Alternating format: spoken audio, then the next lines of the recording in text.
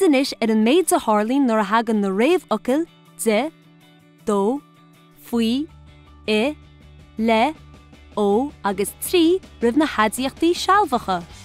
Thug me takeíocht dá achtas. Thug me takeíocht dá feachtas. Thug me takeíocht dá bheachtas. Thug sé takeíocht dá bheachtas. Bhí sé cant faoin na oncail. Bhí si cant faoin na honcail. Bhí si de cant faoin ar noncail.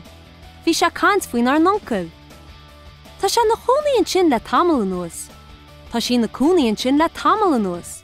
Tá si de na gúnaíonn sin le tamil anuas. Tá mu din ar gúnaíonn sin le tamil anuas.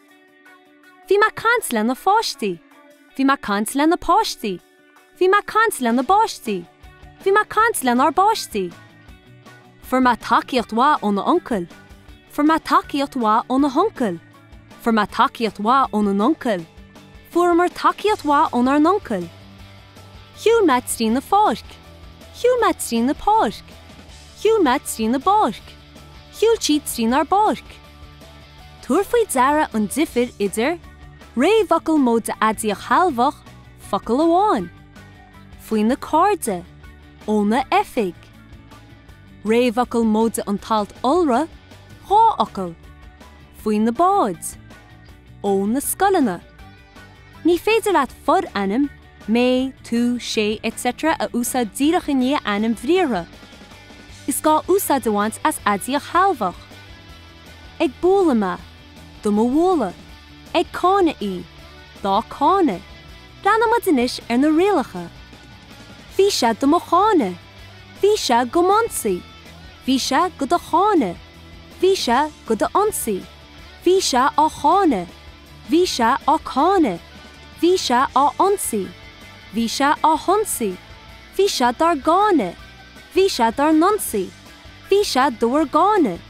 Bhí sé dúir nionsaí. Bhí sé á gána. Bhí sé an nionsaí.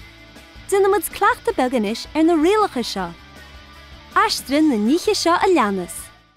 I was at school with her sister.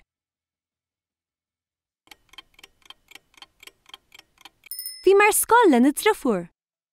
The cat ran through our garden.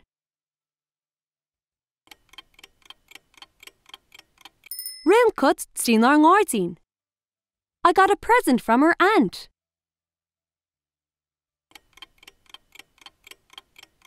For ma brontnas ó na hantín. Déan abertí go na focail seo.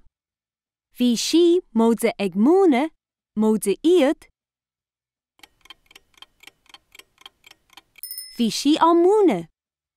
Bhí sé a gúnaí, móide ag cartú, móide mud.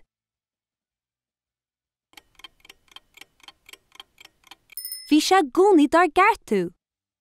Tá si móide ag déanamh, móide é. Tá si gá dhéanamh.